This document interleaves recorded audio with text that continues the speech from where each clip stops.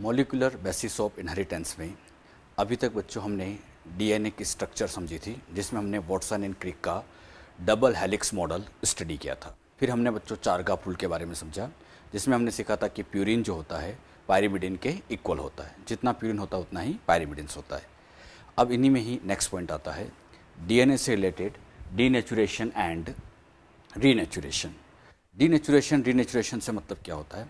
Denaturation का मतलब double strand DNA की दोनों स्ट्रैंड को सेपरेट कर देना। दोनों स्ट्रैंड अगर सेपरेट हो जाए तो उसी को कहा जाता है डीनेचुरेशन। जैसे इसको आप ऐसे समझिए, ये डीएनए डबल स्ट्रैंड है। डीएनए में यहाँ अगर मैं आपसे समझाने के लिए कहता हूँ कि एडेनिन है तो सामने यहाँ पर आप जानते हो थाइमिन होगा, अगर ग्वानिन है तो सामने होगा साइटोसिन, और बीच में हाइड्रोजन बॉन्ड्स होते हैं। डीएनए की दोनों स्ट्रैंड हाइड्रोजन बॉन्ड से जुड़ी होती है। अब हमें क्या करना है? डीनेचुरेशन करना है, मतलब दोनों स्ट्रैंड को सेपरेट करना है।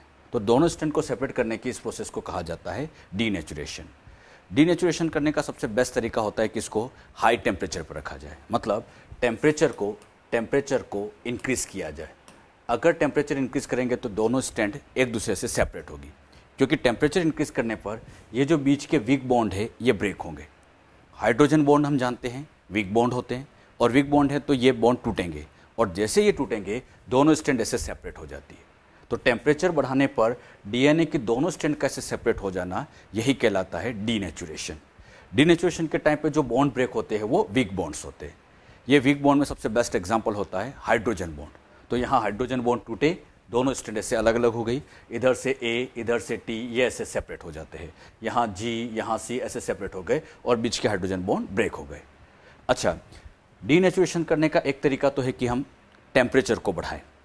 इसी डीनेचुरेशन करने का एक तरीका और होता है कि इसे हम एल्केलाइन मीडियम में रखें, मतलब हाईली एल्केलाइन मीडियम पे अगर हम रखते हैं, जैसे pH 10 के अप्रोक्स रखते हैं, तो उस कंडीशन में भी डीनेचुरेशन किया जा सकता है। तो डीनेचुरेशन हाई टेम्परेचर पे भी हो सकता है, एल्केलाइन मीडियम पर भी ये डीनेचुरेशन किया जा सकता है। डीनेचुरेशन का सिंपल सा मतलब दोनों स्ट्रैंड को सेपरेट करना। इससे ये डबल स्ट्रैंड डीएनए एक तरह से सिंगल स्ट्रैंड में चेंज हो जाता है। क्लियर? अब हम चाहते हैं कि ये दोनों स्ट्रैंड वापस ज्वाइन हो जाए। अगर ये वापस ज्वाइन हो जाए तो इसके लिए टेम्परेचर को कम करते हैं।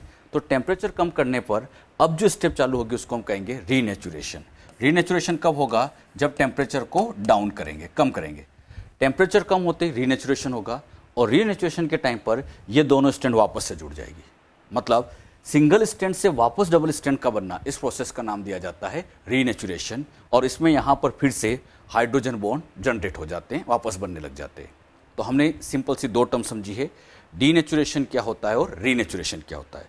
दोनों स्ट्रैंड का ऐसे सेपरेट होना, ये कहलाता है डीनेचुरेशन, और अगर ये वापस रीयूनियन हो जाए, वापस जुड़ जाए, तो इसे हम रीनेचुरेशन कहते हैं। तो डीनेचुरेशन एंड रीनेचुरेशन ये क्या होता है, हमने ये सीखा। क्लियर?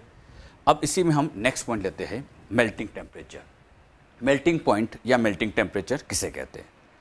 मेल्टिंग पॉइंट मतलब वो टेम्परेचर जहां डीएनए 50% अनवाइंड हो जाता है, मतलब जहां पर डीएनए 50% सेपरेट हो जाएगा, उसी टेम्परेचर को हम कहते हैं मेल्टिंग टेम्परेचर। मेल्टिंग टेम्परेचर मतलब टेम्परेचर की वो वैल्यू जहां 50% डीएनए बिकेम अनवाइंड, 50% अनवाइंड हो जाता है, उसी को हम मेल्टिंग टेम्परेचर कहते हैं। इस मेल्टिंग टेम्परेचर को हम टीएम से इंडिकेट करते हैं। ये ध्यान रखना, 50% जहां डीनेचर्ड हुआ वही मेल्टिंग टेम्परेचर होता है, जिसको हम टीएम से इंडिकेट करते हैं। एक एग्जांपल लेके समझते हैं। आपको समझाने के लिए डीएनए लिया, यहाँ से लेके और यहाँ एंड तक पूरे डीएनए को आप 100% मानो। अब हमने क्या किया, यहाँ पर 65 डिग्री टेम्परेचर लिया, इस पे ये 50% अनवाइंड हुआ, मतलब यहाँ से लेके स्टार्टिंग से लेके यहाँ तक ये अनवाइंड हो गया। अभी यहाँ पर अटैच है, पूरी तरह से अभी ये अनवाइंड नहीं हुआ, ये बस केवल 50% अनवाइंड हुआ। कितने डिग्री पर? 65 पर। अब हमें इन दोनों स्ट्रैंड को पूरा सेपरेट करना है, तो टेम्परेचर को बढ़ाया, 94 डिग्री किया। 94 पर 100% डीएनए अनवाइंड हुआ, मतलब दोनों स्ट्रैंड ऐसे सेपरेट हो गई। अब आप ही अच्छे से बताना, मेल्टिंग टेम्परेचर टीएम वैल्यू 65 को कहा जाए या 94 को कहा जाए? आप ही आंसर दीजिए। हाँ, मेल्टिंग टेम्परेचर किसको कहते हैं? जहां 50% अनवाइंड होता है, और 50% डीएनए अनवाइंड तो यहीं हो चुका है। कितने पर? 65 पर। तो हम यहाँ पे कह सकते हैं कि 65 इज द मेल्टिंग टेम्परेचर। इस केस में 65 मेल्टिंग टेम्परेचर होता है। ये मेल्टिंग टेम्परेचर वेरी करता रहता है।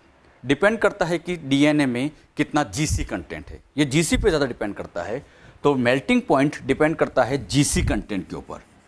जितना ज़्यादा जीसी कंटेंट होगा, मतलब जितना ज़्यादा जीसी होगा उसमें उतने ही हाइड्रोजन बॉन्ड होंगे, और हाइड्रोजन बॉन्ड ज़्यादा होंगे तो उसका मेल्टिंग टेम्परेचर भी हाई होगा। तो हम कह सकते हैं more GC content means higher melting point, मतलब जितना ज़्यादा जीसी होगा उसका मेल्टिंग टेम्परेचर उतना ही हाई होगा। हमारे पास दो तरह के डीएनए है, एक जीसी टाइप का है, एक एटी टाइप का है। जीसी टाइप मतलब जिसमें जीसी कंटेंट ज़्यादा है, एटी टाइप मतलब जिसमें एटी के अमाउंट ज़्यादा है। अगर हम दोनों का मेल्टिंग टेम्परेचर निकालें तो आपको पता चलेगा कि जीसी का मेल्टिंग टेम्परेचर ज़्यादा होगा। और क्यों ज़्यादा होगा इसका अगर हम आंसर दें तो सिंपल सा आंसर, आप जानते हैं जी एंड सी में ट्रिपल हाइड्रोजन बॉन्ड होते हैं और ए और टी में 2 हाइड्रोजन बॉन्ड होते हैं। यहाँ हाइड्रोजन बॉन्ड 3 है, और जितने ज़्यादा हाइड्रोजन बॉन्ड होंगे मेल्टिंग टेम्परेचर उतना ही ज़्यादा होगा। तो जीसी वाले का मेल्टिंग टेम्परेचर हाई होता है। मेल्टिंग टेम्परेचर क्या होता है समझ में आया बच्चों? मेल्टिंग टेम्परेचर मतलब वो टेम्परेचर जहाँ डीएनए 50% अनवाइंड हो जाता है, उसी टेम्परेचर को कहा जाता है मेल्टिंग टेम्परेचर। क्लियर? तो अभी हमने डीनेचुरेशन क्या होता है, रीनेचुरेशन क्या होता है, मेल्टिंग टेम्परेचर क्या होता है, इन बातों को हमने अभी समझा। क्लियर? अगला पार्ट जो अब हम समझने जा रहे हैं और वो है configuration of DNA. Configuration of DNA से मतलब ये होता है कि इसमें डीएनए से रिलेटेड हम वो सारी इंफॉर्मेशन समझेंगे कि इसमें इसका डायमीटर कितना होता है, 2 बेस पेयर में डिस्टेंस कितनी है, 2 न्यूक्लियोटाइड में कितने डिग्री का एंगल चलता है, हेलिक्स लेंथ कितनी है, ऐसी यहाँ पर कई बातें हम सीखेंगे। इनमें से कुछ बातें मैं आपको पहले भी समझा चुका हूँ, एक बार वो फिर से रिवाइज यहाँ पर होगी। तो कुछ बातें मैं आपसे यहाँ पर पूछूंगा। सबसे पहले, ये डीएनए में नाइट्रोजन बेस, शुगर, फॉस्फेट तीनों को मिला के कहें तो न्यूक्लियोटाइड। न्यूक्लियोटाइड की यहाँ पर आप देख रहे हैं 2 चेन हैं और दोनों चेन एक दूसरे के एंटी पैरेलल होता है, ये हम समझ चुके हैं। हमने ये भी समझा था इधर का शुगर फॉस्फेट ये डीएनए की बैकबोन बनाता है, इधर भी शुगर फॉस्फेट डीएनए की बैकबोन बनाता है, और बीच के जो ये बेस पेयर्स होते हैं इन दोनों को मिला के कहते हैं बेस पेयर्स। ये बेस पेयर बनाते हैं डीएनए के स्टेप्स, ये हमने सीखा था। अब बच्चों अगर हम इस बेस पेयर और नेक्स्ट बेस पेयर के बीच की डिस्टेंस निकालें तो 2 सक्सेसिव बेस पेयर के बीच में डिस्टेंस 3.4 एंगस्ट्रॉन होती है। ये जो वैल्यू मैंने आपको बताई ये एंगस्ट्रॉन में बताई, कितना? 3.4 एंगस्ट्रॉन। आपकी एनसीईआरटी में ये वैल्यू नैनोमीटर में दे रखी है। अब मैं आपसे पूछूं कि ये वैल्यू नैनोमीटर में निकालो कितनी होगी, तो 3.4 एंगस्ट्रॉन, तो मैं इसको ऐसे भी लिख सकता हूं 0.34 नैनोमीटर। इसे हम कह सकते हैं 0.34 नैनोमीटर। तो आप दोनों तरह से ध्यान रखना है। कई बार ऑप्शन में नैनोमीटर दे दिया जाता है और बच्चे वहां पर 3.4 नैनोमीटर टिक करके आते हैं, गलत है। नैनोमीटर में अगर दिया जाए तो 0.34 आंसर आएगा। क्लियर? 3.4 तो एंगस्ट्रॉन है और नैनोमीटर में ये वैल्यू होती है। क्लियर? तो आपको दोनों तरह से ध्यान रखना है। एनसीईआरटी में जो डेटा दिया है वो नैनोमीटर में दिया गया है। क्लियर? अगला पॉइंट हम लेते हैं इसका डायमीटर। ये मैं आपको पहले भी समझा चुका हूं। डीएनए का अगर हम डायमीटर निकालें तो ये 20 एंगस्ट्रॉन होता है। अच्छा, यहां पर डायमीटर 20 एंगस्ट्रॉन है, इस डायमीटर को हम कहेंगे 20 एंगस्ट्रॉन। तो नैनोमीटर में निकाला जाए तो यही डायमीटर आ जाएगा 2 नैनोमीटर। 20 एंगस्ट्रॉन नैनोमीटर में निकाले तो 2 नैनोमीटर हो जाता है। क्लियर? अब सबसे मेन बात, डायमीटर अगर हम यहां निकालें तो 20 एंगस्ट्रॉन आता है, यहां निकाले 20 एंगस्ट्रॉन, यहां निकाले 20 एंगस्ट्रॉन। हर तरफ डायमीटर क्या यूनिफॉर्म आएगा? यस, यूनिफॉर्म आता है। बात आती है डायमीटर यूनिफॉर्म क्यों आता है। डायमीटर के यूनिफॉर्म आने के पीछे रीजन आप लोग मुझे बताएंगे, ये मैं आपको समझा चुका हूं। डायमीटर यूनिफॉर्म आता है, इसके पीछे रीजन होता है एक प्यूरिन का दूसरे पायरिमिडिन से जुड़ना। प्यूरिन के पायरिमिडिन से जुड़ने की वजह से डायमीटर हमेशा यूनिफॉर्म चलता है और ये 20 एंगस्ट्रॉन यहां पर रहेगा। क्लियर? तो डायमीटर यूनिफॉर्म में रीजन पूछा जाए तो डायमीटर यूनिफॉर्म क्यों होता है? क्योंकि एक प्यूरिन दूसरे पायरिमिडिन से जुड़ता है, जिससे रिंग की नंबर हमेशा 3 रहती है, कांस्टेंट रहती है। ये बात मैं आपको पहले भी समझा चुका हूं। क्लियर? अगर हम बच्चों यहां पर 2 न्यूक्लियोटाइड के बीच में एंगल निकालें कि कितने डिग्री पे वो टर्न होता है, जिसे हम कहते हैं एसेंट। अगर हम पर स्टैंड यहां पर टर्न निकाला जाए तो ये 36 डिग्री का होता है। इसको आप ऐसे समझो, ये न्यूक्लियोटाइड है और ये न्यूक्लियोटाइड है। अगर इन दोनों न्यूक्लियोटाइड के बीच में एंगल निकाला जाए तो यहां पर एंगल बनता है 36 डिग्री का, इन दोनों में 36 का। मतलब 2 न्यूक्लियोटाइड हल्के से एक दूसरे पर रोटेट होते हैं। कितने डिग्री पर? 36। मतलब ये 36 36 36 ऐसे ये रोटेट होता है और इसी वजह से तो डीएनए हेलिकल बनता है। मतलब दो न्यूक्लियोटाइड एकदम पैरेलल नहीं होते, इनमें हल्का सा रोटेशन चलता है और वो भी 36 डिग्री का। तो 36 डिग्री के एंगल पे ये यहाँ पर रोटेट करते रहते हैं। क्लियर? इसी में नेक्स्ट पॉइंट हम लेते हैं और वो आएगा, अब हम इसकी हेलिक्स लेंथ निकालें। Next point helix length. Helix length का मतलब होता है कि यहां से लेके और यहां तक का ये जो पूरा एक टर्न आपको दिखाई दे रहा है, इसी पूरे टर्न को कहा जाता है हेलिक्स लेंथ। हेलिक्स लेंथ कहें या इसे एक नाम और दे सकते हैं, पीच ऑफ डीएनए। इसे ही एक नाम और दे सकते हैं, वन टर्न ऑफ डीएनए। तो हेलिक्स लेंथ कहें, पीच ऑफ डीएनए कहें, वन टर्न ऑफ डीएनए कहें, बात देखिए। और ये जो टर्न है यहां से लेके और यहां तक का आता है। इसे बच्चों आप ऐसे समझिए, मान लीजिए मेरे पास यहां पर अभी ये कोई एक पॉइंट इस डायरेक्शन में है। अब यहां से लेके हमने यहां तक ऐसे एक रोटेशन चलाया। बताइए ये वन टर्न है या हाफ टर्न है? तो आप इसे देख के कहेंगे कि ये तो हाफ टर्न है, आधा टर्न है। आधा टर्न मतलब 180 डिग्री का टर्न है। अब हमें यहां पर, अगर मैं यहां से लेके वापस वहीं पर पहुंचता हूं तो ये पूरा एक टर्न हुआ। और पूरा टर्न जब हम ले लेते हैं तो पहली जो डायरेक्शन थी बाद में भी डायरेक्शन वहीं आ जाती है। मतलब पूरे टर्न के बाद डायरेक्शन सेम आ जाती है। अगर पूरा टर्न चलना है तो वो सेम डायरेक्शन पे पहुंचना चाहिए, मतलब 360 डिग्री का होना चाहिए। इसको आप ऐसे समझो, यहां से डीएनए ने मान लीजिए एंट्री की, यहां से एंट्री की इस डायरेक्शन में, यहां से लेके यहां तक पहुंचा। अब इधर डायरेक्शन तो अलग है और डायरेक्शन अलग है, तो ये वन टर्न नहीं है, ये तो हाफ टर्न है। फिर इस वाले में हम देखें तो यहां पर डायरेक्शन फिर सेम आ गई, तो इधर की डायरेक्शन सेम आ रही है। मतलब ये पूरा मिला के वन टर्न है 360 डिग्री का। तो ये जो 360 डिग्री का बनता है इसे वन टर्न कहते हैं। बच्चे इसमें बहुत गलती करते हैं। बच्चे क्या समझते हैं कि यहां से लेके और ये इतना वन टर्न होगा, नहीं, इसे हम कहेंगे हाफ टर्न। वन टर्न कब कहना है? जब यहां से लेके और यहां तक हम निकाले तो ये पूरा वन टर्न कहलाता है। और इसी वन टर्न को ही हेलिक्स लेंथ या पीच ऑफ डीएनए भी कहते हैं, जो कि 34 एंगस्ट्रॉन का होता है। मतलब यहां से लेके यहां तक टोटल 34 एंगस्ट्रॉन का पूरा ये टर्न बनता है। अच्छा, इस टर्न के अंदर यहां पर अगर एडेनिन है तो यहां सामने थाइमिन होगा और ए और टी को मिला के हम कहेंगे बेस पेयर। इसी तरह से यहां जी होगा तो यहां सी होगा, मिला के कहेंगे बेस पेयर। तो ऐसे यहां पे 1 2 3 ऐसे बेस पेयर बहुत सारे। अब हम इन बेस पेयर को काउंट करें तो ये बेस पेयर नंबर 1 2 3 4 5 6 7 8 9 10। मतलब पूरे हेलिक्स टर्न में टोटल बेस पेयर की नंबर निकाली जाए तो 10 होती है। वेरी इंपॉर्टेंट, अच्छे से याद भी रखना है। तो हेलिक्स टर्न में बेस पेयर आपसे पूछा जाए तो हम कहेंगे 10 बेस पेयर होते हैं। अच्छा, बेस पेयर 10 है। अब क्वेश्चन इंपॉर्टेंट, नाइट्रोजन बेस कितने होंगे? तो नाइट्रोजन बेस हो जाते हैं 20। क्यों? क्योंकि पेयर में 2 होते हैं। आप देखिए ये जो पूरा पेयर है, इस पूरे पेयर में तो 2 बेस पेयर आ गए ना, पूरे पेयर में 2 नाइट्रोजन बेस आ गए, डबल हो गए। तो बेस पेयर अगर 10 है तो नाइट्रोजन बेस की नंबर तो 20 हो जाएगी, डबल हो जाएगी। बात समझ में? अच्छा, इन 20 में अब सोच समझ के था ना, यहां पर ऐसे काउंट करते हैं 1 2 3 4 ऐसे टोटल 20 होंगे। इन 20 में प्यूरिन कितने होंगे एंड पायरिमिडिन्स कितने होंगे ये चेक करिए। आप लोग ध्यान समझेंगे, अगर एक प्यूरिन है तो सामने पायरिमिडिन होगा, यानी जितना प्यूरिन होता है उतना ही तो पायरिमिडिन होता है। चार्गा आपने ही सिखाया था। यानी टोटल नाइट्रोजन बेस अगर 20 है तो इनमें से अगर मैं प्यूरिन की नंबर आपसे पूछता तो 10 होती और पायरिमिडिन की नंबर पूछता तो वो भी 10 होती। यानी प्यूरिन भी 10 होंगे एंड पायरिमिडिन भी 10 होंगे, क्योंकि टोटल 20 है। तो टोटल 20 है तो 50-50% प्यूरिन एंड पायरिमिडिन्स होते हैं। जो बात यहां समझे, कुछ क्लियर हुई बेटे? तो ये बातें आप अच्छे से ध्यान रखिए कि प्यूरिन कितने होते हैं और पायरिमिडिन कहते हैं। ये पूरे टर्न की बात चल रही है। अच्छा, इसमें यहां से लेके यहां तक की हेलिक्स लेंथ निकाले तो लेंथ निकालने का सिंपल सा तरीका, लेंथ ऑफ डीएनए जब भी निकालना हो तो टोटल बेस पेयर को 3.4 एंगस्ट्रॉन से मल्टीप्लाई करें। क्यों करते समझिएगा। अगर हम 2 के बीच में डिस्टेंस निकालें, इन 2 के बीच में, तो 2 बेस पेयर के बीच में डिस्टेंस आती है 3.4 एंगस्ट्रॉन। सिमिलरली इन नेक्स्ट 2 में 3.4, इन नेक्स्ट 2 में 3.4, ऐसे 3.4 कितने टाइम चलेगा? 10 टाइम्स, क्योंकि 10 बेस पेयर है। तो जितने बेस पेयर उसको 3.4 से मल्टीप्लाई करते हैं। मेरा क्वेश्चन आपसे, 3.4 एंगस्ट्रॉन से मल्टीप्लाई क्यों करते हैं? 3.4 एंगस्ट्रॉन से मल्टीप्लाई इसलिए करते हैं क्योंकि दो बेस पेयर में 3.4 एंगस्ट्रॉन की डिस्टेंस होती है।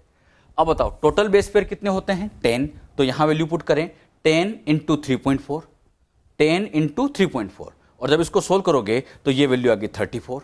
मतलब यहां से लेके और यहां तक की ये जो टोटल लेंथ आई ये 34 एंगस्ट्रॉन है।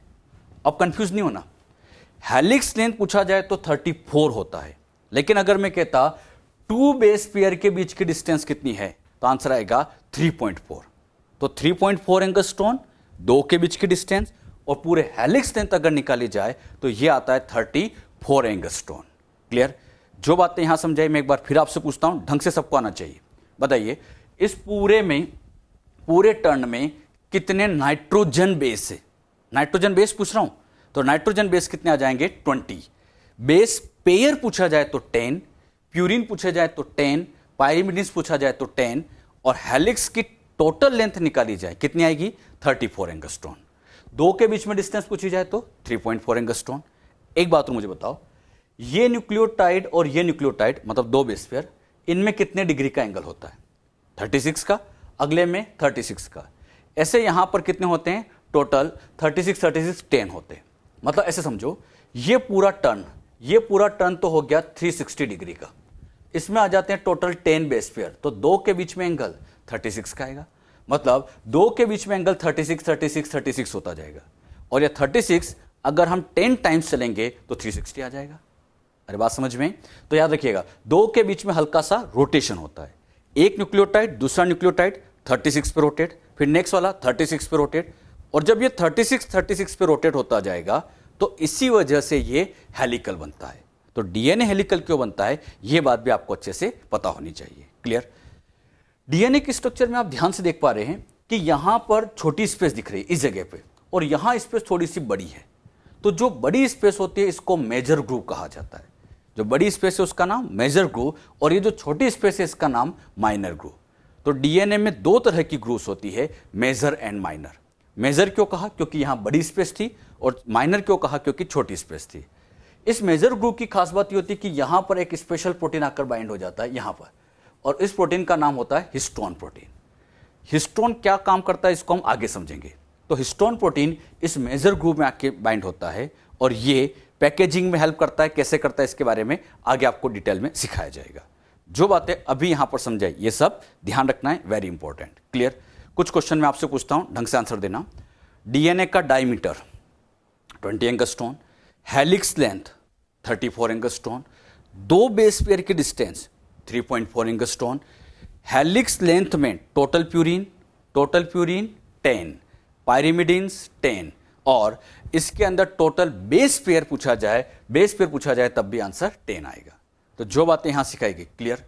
तो कॉन्फ़िगरेशन से रिलेटेड ये बातें आप लोगों को सबको अच्छे से याद रखना है, ये वेरी इंपॉर्टेंट है, सबको याद होना चाहिए। इस पे बेस एक क्वेश्चन अब हम लेते हैं। यहां पर बच्चों आपके सामने क्वेश्चन दिया है, इन अ डबल स्ट्रैंड डीएनए, एक डबल स्ट्रैंड डीएनए है, उसमें 2000 बेस पेयर्स प्रेजेंट है। डबल स्ट्रैंड डीएनए में 2000 बेस पेयर प्रेजेंट है। Find out number of following. जो मैं आपसे पूछ रहा हूं इनके नंबर कितनी कितनी होंगी।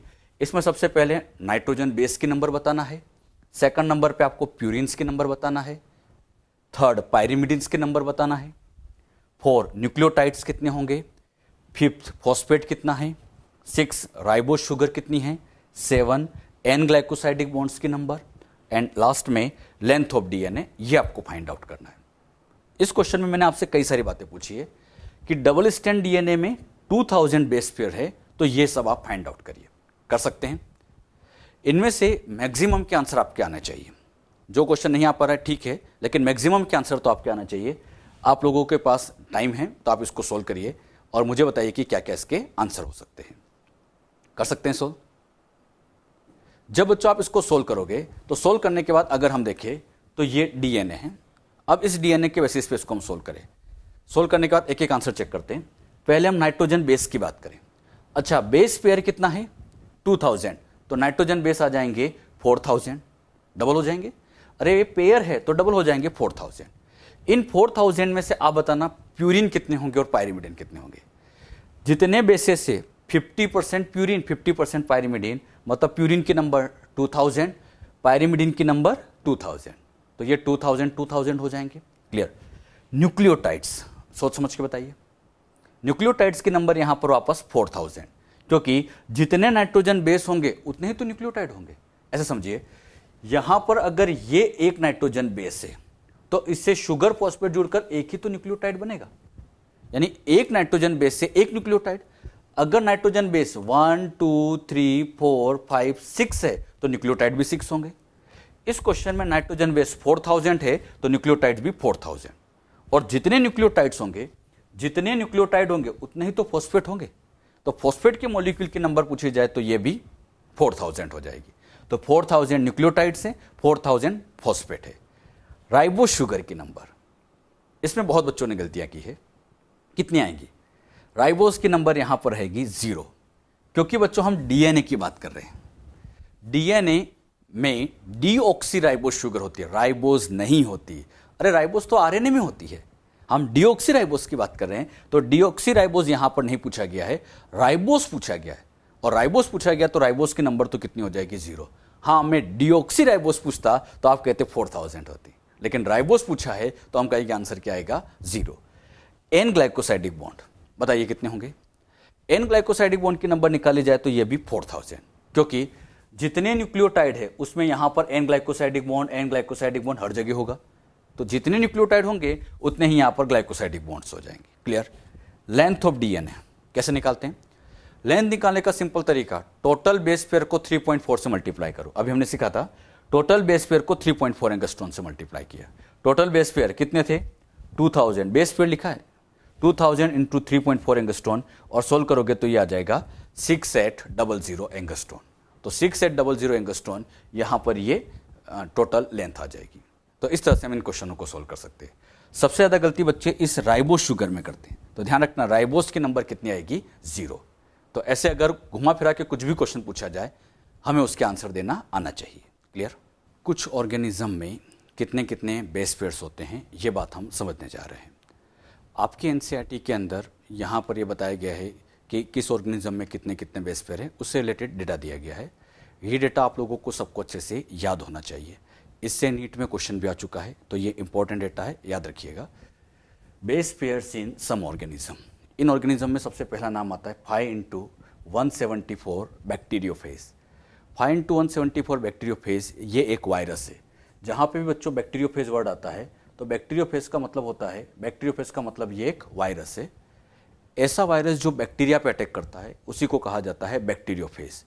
अच्छा, इस वायरस की खास बात ये होती है कि इस वायरस में डीएनए सिंगल स्ट्रैंड होता है। मतलब यहाँ पर डीएनए तो होता है लेकिन वो डीएनए सिंगल स्ट्रैंड होता है। सिंगल स्ट्रैंड मतलब उसमें केवल ऐसी एक ही स्ट्रैंड होगी, दूसरी स्ट्रैंड होती ही नहीं। अच्छा, एक ही स्ट्रैंड है तो इसमें कभी भी बेस पेयर वर्ड यूज नहीं करेंगे, क्योंकि यहाँ पर तो सामने वाला तो है ही नहीं और सामने वाला न्यूक्लियोटाइड नहीं है, तो हम यहाँ पर केवल बेसेस या न्यूक्लियोटाइड वर्ड यूज करेंगे, बेस पेयर वर्ड यूज नहीं करते। तो 5x174 बैक्टीरियोफेज, इस वायरस के अंदर टोटल न्यूक्लियोटाइड 5386, वेरी इंपॉर्टेंट, ये डेटा आप याद भी रखिएगा। 5386 न्यूक्लियोटाइड्स इनके अंदर प्रेजेंट होते हैं। नेक्स्ट नंबर पर यहाँ पर अगला बैक्टीरियोफेज लेते हैं, लैम्ब्डा बैक्टीरियोफेज। बैक्टीरियोफेज मतलब ये भी एक वायरस है, लेकिन इस वायरस की खास बात ये होती है कि इस वायरस के अंदर डबल स्ट्रैंड डीएनए प्रेजेंट होता है। जैसे ये भी वायरस था, ये भी वायरस था, तो उस वायरस में तो सिंगल स्ट्रैंड है, लेकिन इस वायरस के अंदर डबल स्ट्रैंड डीएनए होता है। अच्छा, डबल स्ट्रैंड वर्ड आ गया है तो इसका मतलब बेस पेयर वर्ड यूज कर सकते हैं। तो इनके अंदर टोटल बेस पेयर होते हैं 48502, ये भी याद रखिएगा, 48502 बेस पेयर्स ये लैम्ब्डा बैक्टीरियोफेज के अंदर प्रेजेंट रहते हैं। क्लियर? अच्छा, वायरस ही ऐसा ऑर्गेनिज्म होता है जिसके अंदर सिंगल स्ट्रैंड डीएनए होता है। सिंगल स्ट्रैंड केवल वायरस में होता है, वायरस को छोड़ दो तो बाकी हर जगह डीएनए डबल स्ट्रैंड होता है, हर जगह डीएनए डबल स्ट्रैंड है। जैसे अगला एग्जांपल लेते हैं, ई कोलाई। ई कोलाई ये बच्चों एक बैक्टीरिया है, वायरस तो नहीं है, और वायरस नहीं है, ये एक बैक्टीरिया है, और बैक्टीरिया है तो इसमें डीएनए हमेशा याद रखो डबल स्ट्रैंड ही होगा। मतलब यहां पर डीएनए जो प्रेजेंट होगा वो डबल स्ट्रैंड होगा। और इस बैक्टीरिया के अंदर जो बेस पेयर प्रेजेंट होते हैं 4.6 इंटू 10⁶, ये भी याद रखिएगा। ई कोलाई के अंदर 4.6 इंटू 10⁶ इतने बेस पेयर प्रेजेंट होते हैं। अगला एग्जांपल लेते हैं, ह्यूमन। ह्यूमन में हम दो तरह से समझेंगे, डिप्लॉइड सेल और हैप्लॉइड सेल। ह्यूमन में दो तरह की सेल होती हैं, डिप्लॉइड, हैप्लॉइड। ह्यूमन में मैक्सिमम सेल डिप्लॉइड है, अपनी बॉडी में मैक्सिमम सेल डिप्लॉयड होती है, केवल जो रिप्रोडक्टिव सेल्स होती हैं जो गैमिट्स बनाती है, तो जो गैमिट्स बनते हैं जैसे स्पर्म एंड ओवा, वही गैमिट हैप्लॉइड होते हैं। तो जो स्पर्म और ओवा की बात कर रहे हैं वो गैमिट है, और यही किस नेचर के होते हैं, हैप्लॉइड। बाकी तो बॉडी की सारी सेल डिप्लॉयड है। अब ह्यूमन के डिप्लॉयड और हैप्लॉइड सेल में कितने कितने बेस पेयर वो निकाले। डिप्लॉयड सेल के अंदर होते हैं 6.6 इंटू 10⁹, बहुत अच्छे से याद रखना।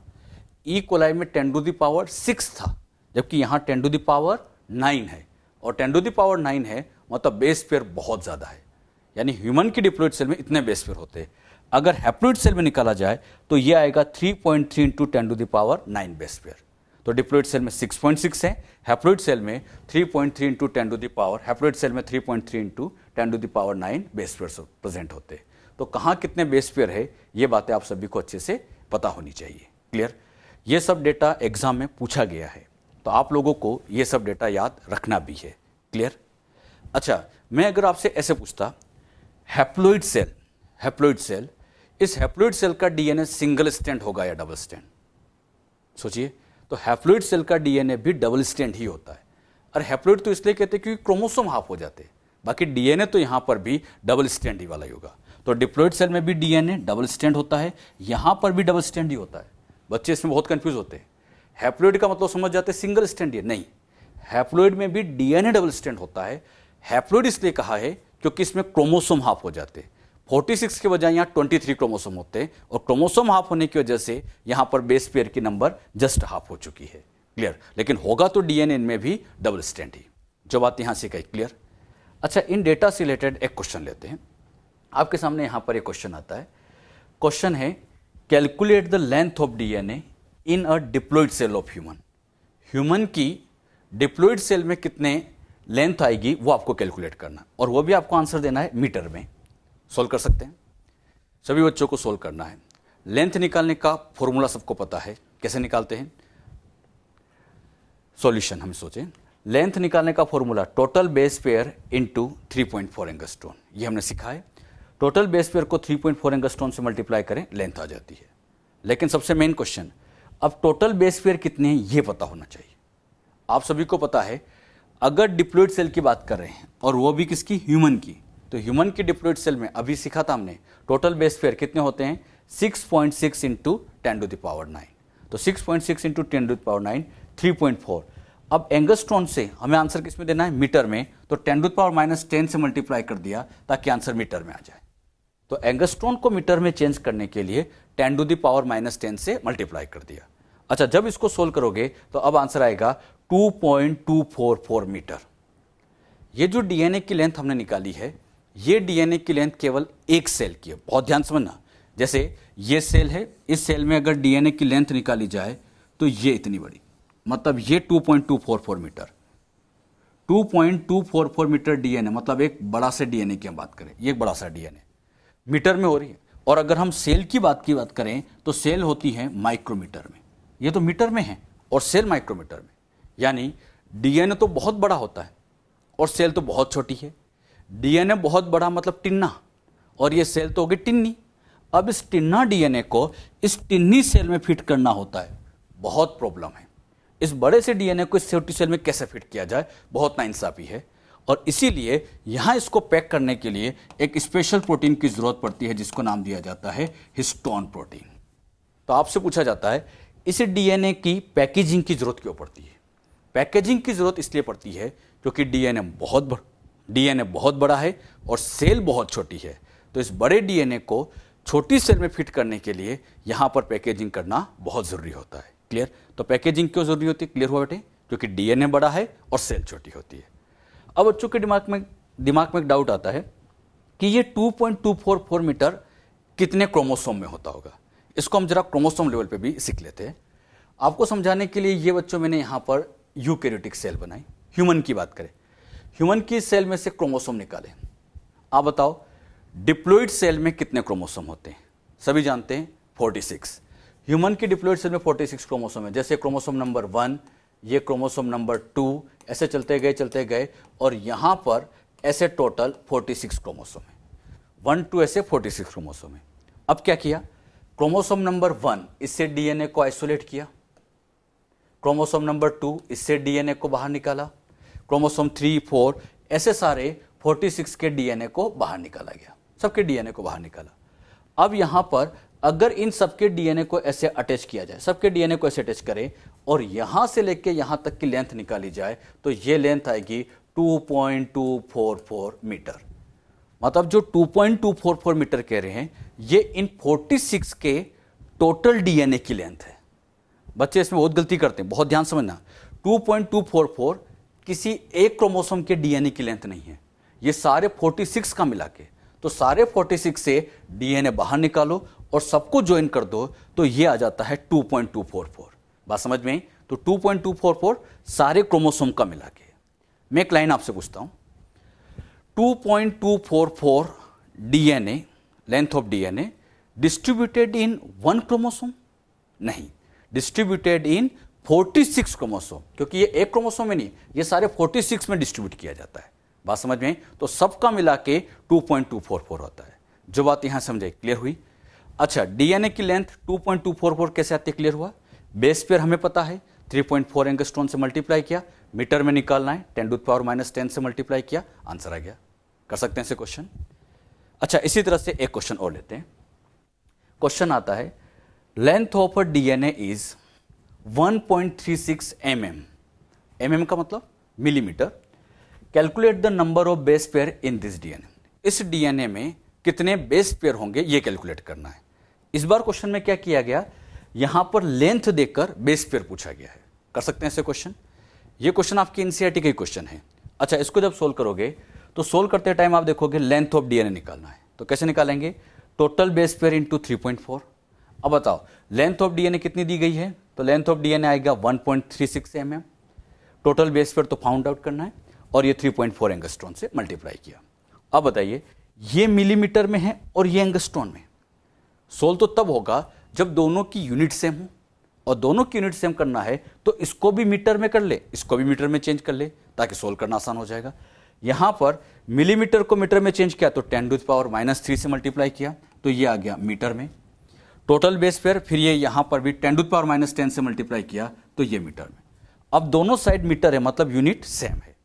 अब हमें बेस पेयर फाइंड आउट करना है तो ये इसके अपॉन में आएगा, ये इसके अपॉन में आएगा। और जब इसके अपॉन में लाएंगे तो 1.36 इंटू 10⁻³ अपॉन में आया 3.4 into 10⁻10 is equal to total base pair. और अब सोल्व किया जाए तो यहां टोटल बेस पेयर, इसको सोल्व करोगे तो आंसर आएगा 4 इंटू 10⁻6। कर सकते हैं ऐसे solve. 4 into 10⁻6 approximately E coli के बेस पेयर आप कह सकते हो। ई कोलाई के बेस पेयर होते हैं 4.6 इंटू 10⁻6 होता है, तो अप्रोक्सीमेटली ई कोलाई के डीएनए। तो मैं ये भी कह सकता हूं अप्रोक्सीमेटली ई कोलाई के डीएनए की लेंथ 1.36 mm होती है। हमारे डीएनए की लेंथ 2.244 मीटर है, जबकि ई कोलाई के डीएनए की लेंथ 1.36 mm होती है। क्लियर? तो इस तरह के क्वेश्चन अगर आपसे पूछा जाए तो हम सोल्व कर सकते हैं। आप ये फॉर्मूला जरूर याद रखें। लेंथ ऑफ डीएनए कैसे निकालते हैं, तो जितने भी टोटल बेस पेयर है 3.4 एंगस्ट्रॉन से आप मल्टीप्लाई करें, इजीली आंसर आ सकता है। कर सकते हैं, लेकिन यूनिट आप हमेशा सेम लेके सोल्व करेंगे। क्लियर? अगला पॉइंट, डीएनए। डीएनए की बात करें तो डीएनए को स्ट्रैंड के बेसिस पर दो पार्ट में डिवाइड किया जाता है। या तो डीएनए सिंगल स्ट्रैंड होता है या डबल स्ट्रैंड होता है। दो पार्ट में डिवाइड किया, single strand and double strand. Single strand मतलब जिसमें केवल ऐसी एक ही स्ट्रैंड होगी, यह सिंगल स्ट्रैंड है। सिंगल स्ट्रैंड डीएनए का एग्जांपल हमने अभी सीखा भी था। हमने लिया था इसका एग्जांपल 5x174 बैक्टीरियोफेज। तो सिंगल स्ट्रैंड डीएनए में बेस्ट एग्जांपल 5x174 बैक्टीरियोफेज होता है। क्लियर? तो ये एग्जांपल आप ध्यान रखिए। अगर हम डबल स्ट्रैंड डीएनए की बात करें, डबल स्ट्रैंड मतलब इसमें एक स्ट्रैंड ये, एक स्ट्रैंड ये, इस तरह से डबल स्ट्रैंड है। लेकिन ये डबल स्ट्रैंड डीएनए दो तरह से हो सकता है, लीनियर भी हो सकता है, सर्कुलर भी हो सकता है। अच्छा, एक बात हमेशा ध्यान रखना, सिंगल स्ट्रैंड डीएनए केवल सम वायरस में मिलता है, सारे नहीं। सम वायरस के अंदर ही सिंगल स्ट्रैंड मिलता है, और वायरस को छोड़ दिया जाए तो बाकी हर जगह डीएनए डबल स्ट्रैंड होता है। और डबल स्ट्रैंड भी टू फॉर्म में, लीनियर भी हो सकता है, सर्कुलर भी हो सकता है। जैसे ये जो बना रखा है ये लीनियर, ये इस तरह से ये लीनियर हो जाएगा, और सर्कुलर का मतलब इस तरह से ये सर्कुलर फॉर्म में होता है। तो ये लीनियर भी हो सकता है, सर्कुलर भी हो सकता है। बात आती है इनके एग्जाम्पल की, कहाँ लीनियर कहाँ सर्कुलर। लीनियर की बात करें तो इसका एग्जाम्पल आता है eukaryotic nuclear DNA. Eukaryotic nuclear DNA, जैसे ये यूकैरियोटिक सेल, ये इसका न्यूक्लियस, और इसके अंदर जो डीएनए बैठा होता है ये बच्चों डबल स्टैंड और लीनियर होता है। तो बात आती है फिर सर्कुलर डीएनए कहाँ मिलता है। ये बच्चों बैक्टीरिया की सेल, प्रोकैरियोटिक सेल, और इस बैक्टीरिया की सेल के अंदर आप देखोगे तो आप लोगों को प्रोकैरियोटिक डीएनए के अंदर आप देखोगे तो डबल स्टैंड और सर्कुलर फॉर्म मिलता है। इसके अलावा माइटोकॉन्ड्रिया और क्लोरोप्लास्ट, यूकैरियोटिक सेल में से माइटोकॉन्ड्रिया ऐसे क्लोरोप्लास्ट मिलते हैं, इनके अंदर भी ऐसे सर्कुलर डीएनए प्रेजेंट होता है। तो सर्कुलर डीएनए कहाँ है, लीनियर कहाँ है, एक बार फिर सुन लीजिए। Linear DNA eukaryotic nuclear DNA, और सर्कुलर प्रोकैरियोट्स में तो है ही, साथ ही साथ माइटोकॉन्ड्रिया और प्लास्टिड या क्लोरोप्लास्ट के अंदर होता है। क्लियर। तो कहाँ सिंगल स्टैंड डीएनए, कहाँ डबल।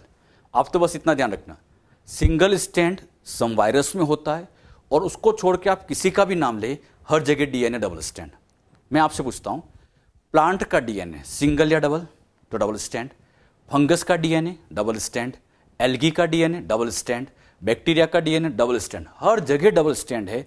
माइटोकॉन्ड्रिया का डीएनए डबल स्टैंड, क्लोरोप्लास्ट का डीएनए डबल स्टैंड। याद रखना है, सब डबल स्टैंड नहीं होता है, सिंगल स्टैंड तो केवल सम वायरस में होता है। जो बात यहां समझाई, क्लियर हुई। डीएनए को अगर हम ट्विस्टिंग के बेसिस पे डिवाइड करें तो डीएनए को ट्विस्टिंग के बेसिस पे दो पार्ट में डिवाइड किया गया।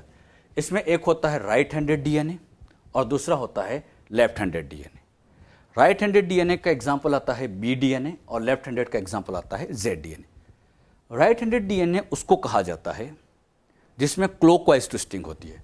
जैसे यहाँ पर कुछ इस तरह से ये ऐसे ट्विस्टिंग चल रही है, अब यहाँ देखोगे तो ये क्लॉक की डायरेक्शन में घुमाव हो रहा है, तो क्लॉक की डायरेक्शन में ट्विस्टिंग हो तो उसको राइट हैंडेड कहते हैं।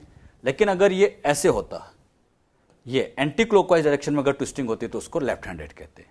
तो दो तरह का डीएनए, राइट हैंड के अकॉर्डिंग ट्विस्टिंग है या लेफ्ट हैंड के अकॉर्डिंग है। राइट हैंड के अकॉर्डिंग होता है तो राइट हैंडेड, या इसको हम क्लॉकवाइज डीएनए कह सकते हैं, और लेफ्ट हैंडेड हो, लेफ्ट हैंड के अकॉर्डिंग हो तो लेफ्ट हैंडेड या एंटी क्लॉकवाइज कह सकते हैं। राइट हैंडेड का एग्जाम्पल आता है बी डीएनए और लेफ्ट हैंड का एग्जाम्पल आता है जेड डीएनए। डीएनए के कई फॉर्म होते हैं, ए बी सी डी, इस तरह से। सेल में सबसे मेन डीएनए जो होता है वो बी डीएनए, और ये इंपॉर्टेंट बात है, बी डीएनए कैसा है तो राइट हैंडेड। हमने बच्चों वॉटसन एंड क्रिक का डबल हेलिक्स मॉडल सीखा था। वॉटसन क्रिक ने जो डबल हेलिक्स मॉडल दिया था, वॉटसन क्रिक का डबल हेलिक्स मॉडल, वो भी पूरी तरह से बी डीएनए पर ही बेस्ड था। उन्होंने जो डीएनए सिखाया था वो बी डीएनए। मतलब मैं सिंपल इतनी बात कहूं, जितना कुछ अभी तक हमने डीएनए के बारे में सीखा है सब कुछ बी डीएनए ही सीखा है, सब कुछ बी डीएनए सीखा है। क्लियर। अच्छा, बात आती है फिर जेड डीएनए कहाँ मिलता होगा।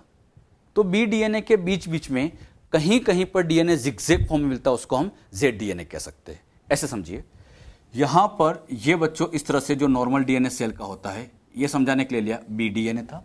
अब इसके बीच में कहीं कहीं पर डीएनए ऐसे जिगजैग फॉर्म में आ गया, ये जिगजैग फॉर्म है, इसको कह देंगे जेड डीएनए।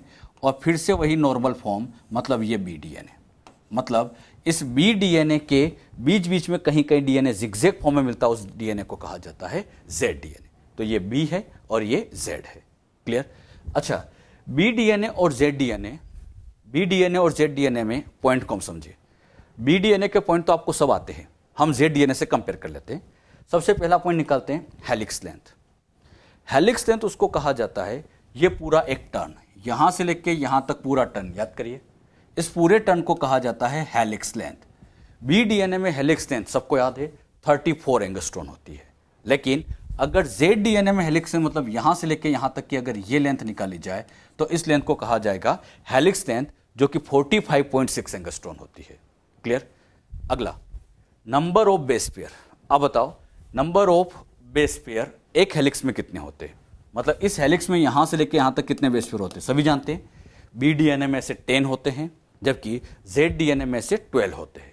इन 12 को 6 डाइमर भी कहा जाता है। डाइमर इसलिए कहा जाता है क्योंकि यहां पर जेड डीएनए की खास बात ये होती है क्योंकि इसमें प्यूरिन पायरिमिडिन अल्टरनेट होते हैं। जैसे यहां एडिनिन है, एडिनिन जानते हो आप लोग बच्चों, प्यूरिन पायरिमिडिन, तो एडिनिन को हम कहेंगे प्यूरिन। अगर आ जाए यहां साइटोसिन तो पायरिमिडिन, ग्वानिन आ जाए तो फिर से प्यूरिन, तो ऐसे प्यूरिन पायरिमिडिन यहां अल्टरनेट होते हैं। जेड डीएनए की एक खासियत होती है कि इसमें प्यूरिन पायरिमिडिन को आप अल्टरनेट ऑर्डर में देखेंगे।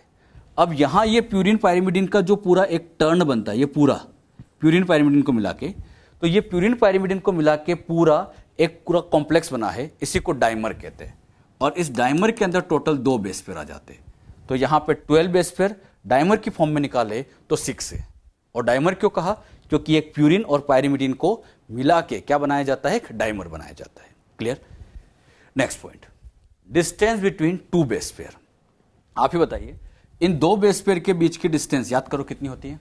तो 2 बेस पेयर की डिस्टेंस 3.4 एंगस्ट्रॉन, ये तो BDNA में होती है। ZDNA में आएगी 3.75 एंगस्ट्रॉन। Next point, diameter.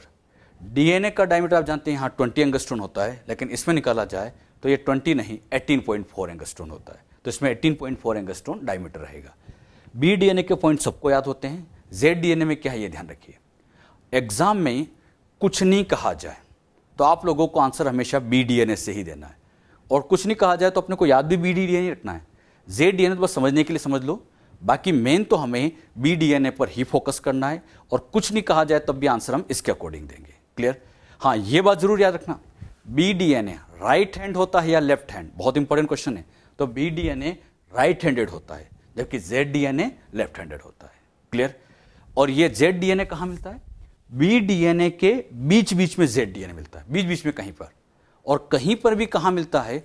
जहां प्यूरिन पायरिमिडिन अल्टरनेट होते हैं। बहुत ध्यान सुनना, प्यूरिन पायरिमिडिन जहां अल्टरनेट होते हैं वहीं पर इस तरह का ZDNA देखा जाता है। क्लियर? अगला पॉइंट, पैलेंड्रोमिक DNA किसको कहते हैं? पैलेंड्रोमिक DNA उसको कहा जाता है जिसमें दोनों डायरेक्शन से रीड करने पर सेम आए, मतलब sequence of nucleotide same from both ends. दोनों एंड से न्यूक्लियोटाइड की सीक्वेंस सेम आए तो उसको हम पैलेंड्रोमिक कहते हैं। इसको मैं आपको हिंदी के एक एग्जांपल समझाता हूं। एक एग्जांपल यहां पर मैंने लिखा कनक।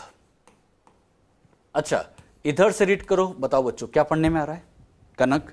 इधर से रीड करोगे तब भी कनक ही पढ़ने में आ रहा है। दोनों डायरेक्शन से पढ़ने पर सेम आए तो इसको कहते हैं पैलेंड्रोमिक। और सिंपल लैंग्वेज में कहूं, उल्टा सीधा एक समान, मतलब इधर से पढ़ो या इधर से पढ़ो, दोनों डायरेक्शन से पढ़ने पर एक जैसा आए तो उसी को कहते हैं हम पैलेंड्रोमिक। जैसे एक एग्जांपल यहां लेते हैं, ये बच्चों एक एग्जांपल लिखा है। अब इस एग्जांपल में यहां पर सीक्वेंस रीड करना इस डायरेक्शन में, CCGGTA इस तरह से। इधर से रीड किया, क्या आ रहा है बच्चों? CC।